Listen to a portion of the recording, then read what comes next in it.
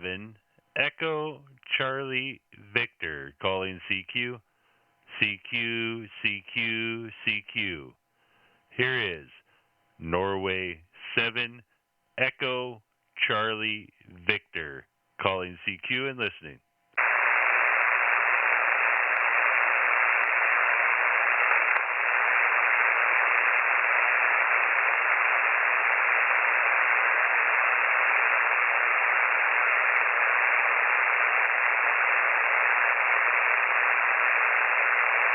CQ, CQ, CQ. Here is November 7 Echo Charlie Victor. Norway 7 Echo Charlie Victor calling CQ. CQ, CQ, CQ. Here is Norway 7 Echo Charlie Victor calling CQ and listening. Station calling CQ, this is KN6VZW. So Kilo Mike 6 Tango Zulu Whiskey.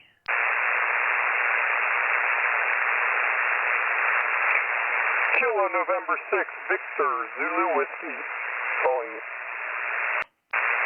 Kilo November 6 Victor Zulu Whiskey. I think I got it right. I can hear you. I'm wrestling with a K9 in here at the same time. This is Norway 7 Echo Charlie Victoria N7 E Clampus Vitus. Over. And I'm a slow writer. I only got the first hit. I got Norway 7, and then I missed the rest. So come again? Easy Charlie Victoria. Echo Charlie Victoria. Over. Okay, now I got it. N7ECV, Echo Charlie Victor. Yeah, you're where you located right now? Because I'm transmitting out of Utah. This is KN6VZW/7. Gotcha there. I'm in Washington State, South Central Washington State. Whiskey Alpha. Over. Good to know. I'm moving my antenna around. Maybe I can get a better signal. So let's see what happens. 5x9 right there at the end of Let's See What Happens. 5x9. My name is Sean, Sierra Hotel Alpha Whiskey November, South Central Washington. I got an ICOM 7300 through a PAR end-fed wire and an AL 811 hotel at about 420 watts this afternoon. Over. I'm on a Yagi with a rotor in the middle of Utah. I'm at about 100 watts. You were about a 5x7 as my antenna came around. So I'm on remote hams. I'm on one of the clubs in Utah, and God, I love these things. Although I do some stuff with low power, this is fun just to kind of get to know people and talk to them, especially when you're doing stuff like you're doing. It's fun to just connect.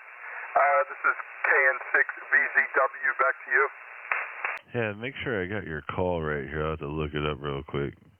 Victor Zulu Whiskey. Yeah, we got you right. Well, very fine to meet you there, and thanks for stopping by here as I'm giving a call CQ. You've got a great signal here, and the remote ham setup is doing good. I hope you're hearing me okay. Hey, so what got you interested in amateur radio or radio in general? What got you interested in the hobby? Over.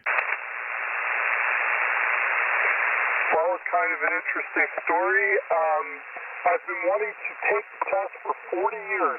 My high school physics teacher, N3RW, he had his license and kind of got me into it when I was a kid. And I just never got around to it. And about 3 weeks ago, I took the test and went out and bought one of those Zygu X6100s. Put a buddy pole on my roof, and my first transmission was, well, it took 2 days to do it to get it right, but 2,750 miles back to Pennsylvania from Burbank, California, where I'm transmitting from technically now, but via Utah and the remote hams. KN6VZW/7 would be my call sign technically, and back to you. Oh, very good. Oh, very neat story there. Well, It's congratulations and welcome to the hobby. I'm glad you took an interest into it, and being a ham only a few weeks, that's fun. Do you have a favorite mode or anything over? Well, honestly, I'm stuck on the 20-meter band. I've tried the others, but I don't know why I like it. It's just, I guess because it's narrow and I can kind of scan through it quick, and it can get really jammed and hard to find somewhere to transmit from. But, especially the weekend that just passed with the contest. But I don't know. I like 20. The antennas are just long enough, but not too long, that kind of thing. So, and I love the buddy poles. It's amazing what you can get out of them. I'm actually using the cheap Chinese copies, what is the Pac 7 and the Pac 12, and put them on a paint pole and try some, not inverted V's, but actually straight up V's. And then we did some horizontal and had some discussions about, well, if you put it in a V, you get an extra 2 feet of height. So, that was a back and forth. Nobody still is able to answer that one for me, but I do believe you get an extra 2 feet because you move the radiation point up at least 2 feet when you go into a V. So that's about all I have to say. I hope I'm not boring you too much. Not at all, man. It's a two-way street, and I'm asking the questions for the answers too. Oh, that's cool, and I'm glad to hear a review of some of those other marketable clones and stuff out there. I'm sure they're trying to make money like everybody else. I did have a buddy pole, but it just didn't fit my operating style, man. I doomsday radio, right? I go through and wreck everything. I don't try to, but something's always going to get fallen over or broken or something, and that thing was just a little too fragile for a guy like me. Beautiful setup, and I do like the concept of it, but I couldn't. I broke the damn thing within just a couple of weeks. The heavy winds out here, and it fell over, but it is what it is, man. They are fun to play with, especially with the coil and stuff. Well, being a new ham for a couple of weeks and jumping on the air, man, you got like any advice you'd give to a new ham today? So if you had a chance to turn around and talk to a guy that just got his ticket, do you have any advice you'd pass over? Go ahead. Yeah, I would say take the test and go right to the general because while it's fresh, you might as well do that.